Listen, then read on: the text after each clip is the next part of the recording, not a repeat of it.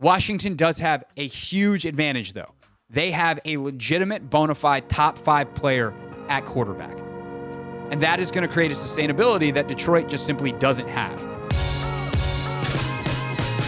Number 4 in our 1st and 10, the successful day for Brian Robinson.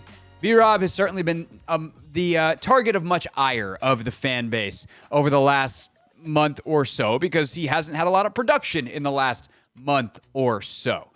But a lot of that was really on the looks he was getting. And some of that was some design flaws or some design choices that Cliff Kingsbury was making along with the rest of his staff. Heavier leaning on the zone read game, which kind of limits some stuff on the running back side of it versus just like, let's go full bore on the running back run game. Some of that was how defenses were playing. Some of that was just the offensive line was getting their butts kicked up front on a far too regular basis and not getting any movement in the run game. It wasn't really that B-Rob wasn't seeing it well. It certainly wasn't that he wasn't running hard.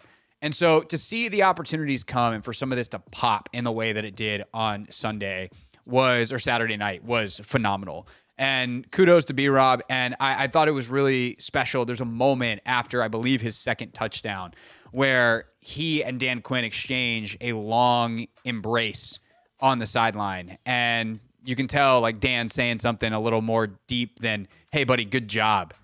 And considering what B-Rob has been through in life and also just the journey of the ups and downs of the season, like, good for him. I'm glad he had that moment. I'm glad he had that game. I'm glad he showed that he still got it because they're going to need him in a major way this weekend against Philadelphia, where he's had a couple of bad ones and had some fumbles and had some of his worst games this year.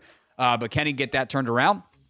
It's going to be huge. And obviously, Austin Eckler was also big on Saturday night as well. But there's another weapon that I would like to talk about specifically and how he has become just one of the best players on this offense. Number 5. It's Dyami Brown. Dyami's been exceptional over the last couple of weeks. And he has continued to grow. We heard this great bite from Cliff Kingsbury last week about how his approach has become more professional and he's just become more professional. The little things are mattering to him more. But then there's just the undeniable speed element of his game. And earlier it was catch and run type of stuff, and just the power of his game was really able to show off. That got him on the field, got him confident, got him feeling successful, found a role for him on offense. And then when Noah Brown goes down, Dyami has really stepped up and claimed that number 2 spot. But there's a play, actually, it's kind of both his big plays in this game, but the one that I've already watched on tape is the first one, the 42-yarder. And basically that concept is a big scissors concept. So you have Dyami and Terry split out to opposite sides. They're in tight, what I would call like a nasty split. So they're fairly tight to the formation. And they run up and then they cross. And there's chips to kind of buy the time to make sure that Jayden's got protection.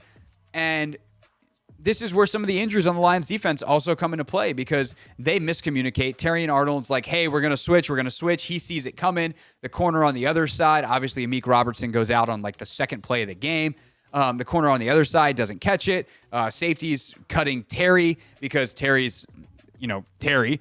And so Dyami flies across. He's wide open. But the other thing that happens when you watch it and you really appreciate is his speed makes that come to life. Because that communication between the corners who are yelling at each other across the field, like outside the hashes to each other, yelling, hey, switch, or whatever they're yelling, it happens so fast because Terry and Dyami Terry's a 4.3 guy, and Dyami's ran 4.45, but he plays at a low 4.4 speed.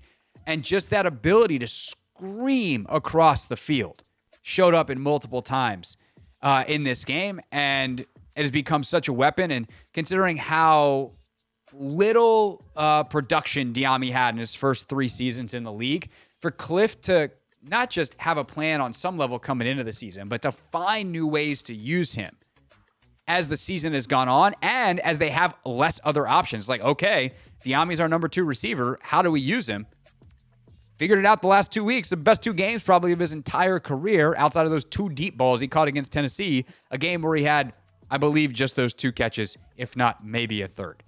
Number 6. On the defensive side of the ball, 2 things real quick. First, the trick plays from Detroit are some of The two early ones are two of the best designs that you'll see. That reverse, that little shovel pass, like that was sick. Sick stuff. I don't know what Ben Johnson's doing calling the third one. That's one too many for me. And to put in, at that point where Jahmyr Gibbs was unstoppable the entire night, and your offense is, when it hasn't shot itself in the foot, actually been pretty productive. To try to manufacture a big play when just run one of your shot plays where your quarterback gets to make that decision, seems like that would have been the better option. But the play Mike Sainristil makes on that, we'll talk about in a second. But the fact that Detroit felt like they needed to do that, the fact that Ben Johnson, who an hour ago was hired as the head coach of the Chicago Bears, a guy who is one of the best offensive coordinators and one of the best play callers in the NFL, coordinated the highest scoring offense in the league this year, felt he needed to go outside of that structure. And I know trick plays are to an extent part of that structure, but he needed to lean into that. At that level, meant the Commanders' defense was doing something right. Their pass rush, guys like Dante Fowler and Dorrance Armstrong, were fantastic. Dante was also excellent in the run game. The adjustments they made in the second half, I think they gave up 44 yards rushing in the second half after 161 in the first. Man, that is a hell of a job by Joe Witt. They have got to figure out the first half run thing because here comes Saquon again. But what they've done a couple times to these premier rushing attacks in the second half this year is phenomenal. Of course, helps that your offense is doing its thing and you're up on the scoreboard, and that gets the other team out of the running situations. Number 7. Mike Sainristil, of course, helps this situation a lot. Marshawn Lattimore, one target the entire night. So they're looking at Mikey very clearly, and I think that's going to be an interesting thing to watch against Philadelphia. How do they play these corners? Is it Marshawn on AJ, or do they go left-right like they did in this game? But as Mikey was targeted, he just made play after play, and I think he showed the ball skills of a guy who used to play receiver. The ball, like the throw is a terrible decision from Jamison Williams. The catch by Mikey is exceptional. To pick that, not just bat it down or fumble it, is really, really high-level athleticism. And then to have the trust in your technique and your speed and your skills to stay outside and kind of bait Jared Goff into that pick on that skinny post, like that is bang on, like all-pro level stuff from Mike Sainristil.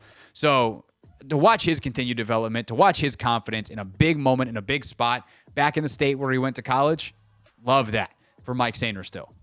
Number 8. How about this for Dan Quinn on fourth downs? The Commanders converted 3 of 4 fourth down attempts while also converting on a fourth down off a penalty against the Lions. So really 4 for 5, but 3 for 4 on actual attempts.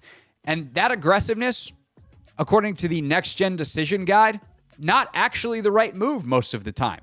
According to the Next Gen Stats Decision Guide, they only gave a go for it recommendation in 1 of the 5 scenarios. But Dan Quinn knows this is an offensive football team. This is how they live.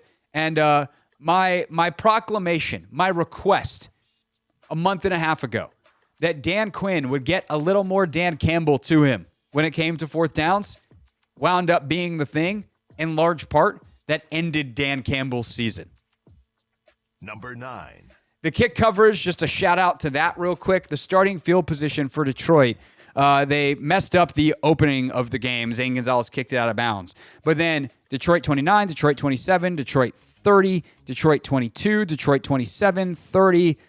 Tress's only punt of the game. He pinned him inside the 9, or inside the 10. Detroit 19, and then Detroit 30. So on like 70% of the kickoffs, they're covering the kick. And on 0% of the kickoffs, was that a bad idea? Not a single kick return went out past the 30. That is mega stuff from the Commanders' special teams. And last but not least, Number 10. a genuine salute to the Detroit Lions on a phenomenal season. I know this is going to hurt in Detroit, and I can't imagine doing the show up there today, having this just end like this and knowing that the end is coming for this era in a way, because Johnson now takes the head coaching job in Detroit. Aaron Glenn is very much in contention in New Orleans and New York for the head coaching job. Their roster has some major decisions, but this is a great team. And I don't say that to be like, oh my God, the Commanders got lucky. The Commanders are also a great team. It's actually to accentuate the win. The Commanders stared down the barrel of the best team in the NFC all year, in their place in a raucous atmosphere on a Saturday night on a short week, and they beat the crap out of them. But they beat the crap out of a good team, and that's hard to do. And what Dan Campbell has built, and Brad Holmes, their GM, has built, is in so many ways the model for Washington.